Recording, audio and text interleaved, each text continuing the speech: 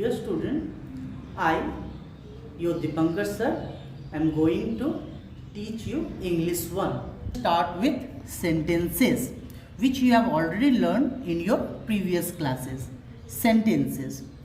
What is sentence? You all know, when a group of words placed together makes a complete sense, it is called sentence. A sentence should have a subject and predicate.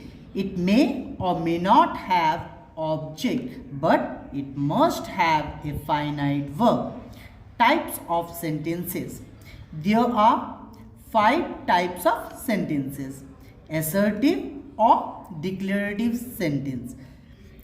Assertive sentences are those sentences which state or declare something. Assertive sentences can be divided into 2 kinds, that is affirmative or positive sentences, negative sentences. Like, I like to play cricket.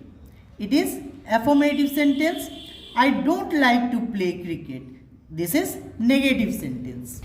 Interrogative sentences are those sentences which ask questions.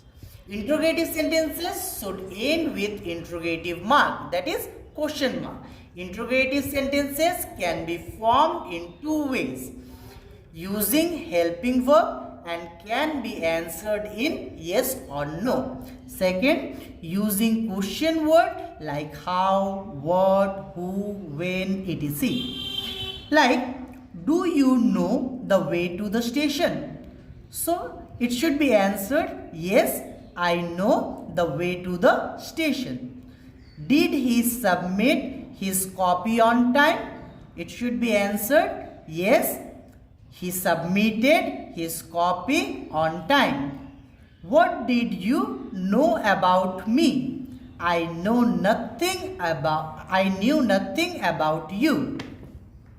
Now, imperative sentences. Imperative sentences are those sentences which express command or request or advice or instruction or order. Do your work on time. So this is command. So the next sentence, please give me a glass of water. This is a request. In the first one, see, the sentence is starting with the verb.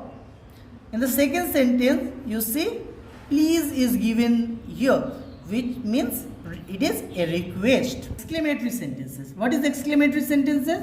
Exclamatory sentences are those sentences which express certain feeling of joy or sorrow or horror or wonder. Wow, what a beautiful flower. Hooray, we won the match. Alas, the match is lost.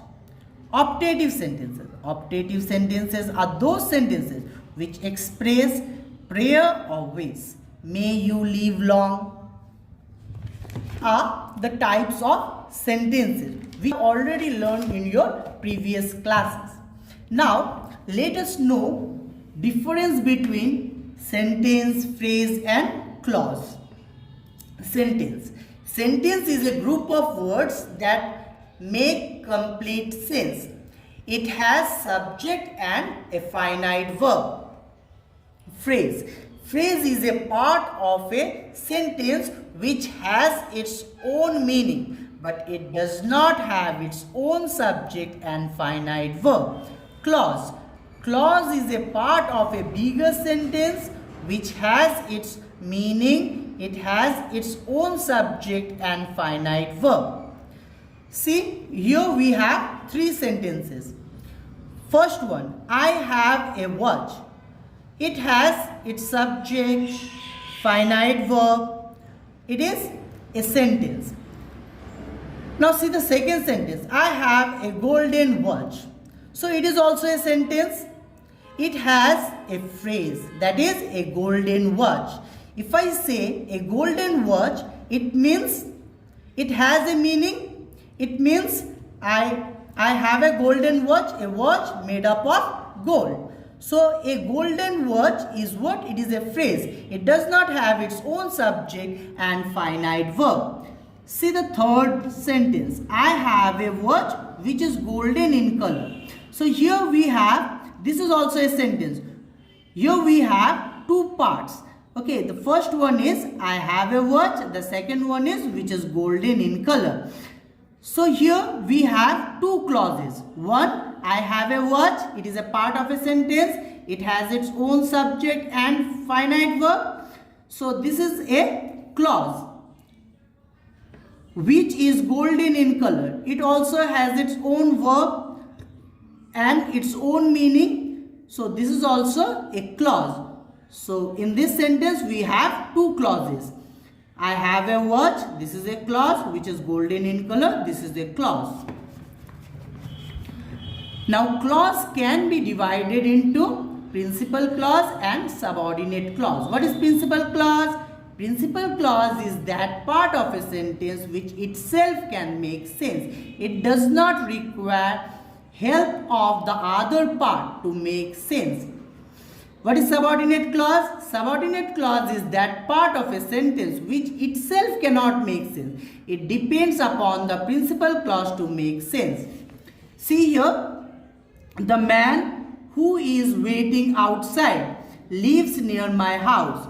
Here, if you read the sentence, we will find we have two clauses here. One, the man lives near my house who is waiting outside.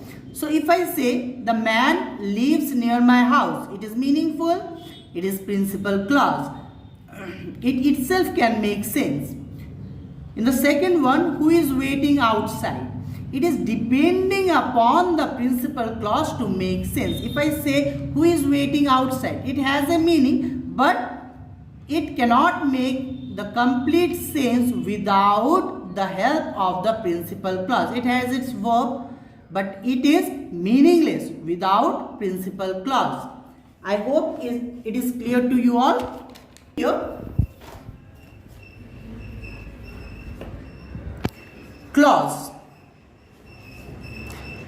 Clause can be divided into, just now I said, principal clause and subordinate clause. Wherever you go, I shall follow you. Wherever you go, this is one part. I shall follow you. This is the other part. Here you see it is this, the first part is having its verb. The second part is also having its verb. Wherever you go, this is meaningful. I shall follow you. This is also meaningful. If I say wherever you go, it itself cannot make sense. It is depending upon the principal clause, that is, I shall follow you, to make sense. So wherever you go is what? It is subordinate clause. I shall follow you, this is principal clause. So subordinate clause needs principal clause to make complete sense. It itself cannot make sense. Principal clause, it does not require help of the other part to make sense. It itself can make sense. Which we can learn is adding a question tag in assertive sentences. With affirmative sentences, we should add negative question tag. Affirmative means positive. With negative sentences, we should add positive question tag. Like, they went to South Africa. Didn't they? They did not go to South Africa. Did they? The first sentence you see, they went to South Africa. This is positive, affirmative. So here we added negative question tag. The second sentence, it is negative, so we added positive question tag. Is it clear?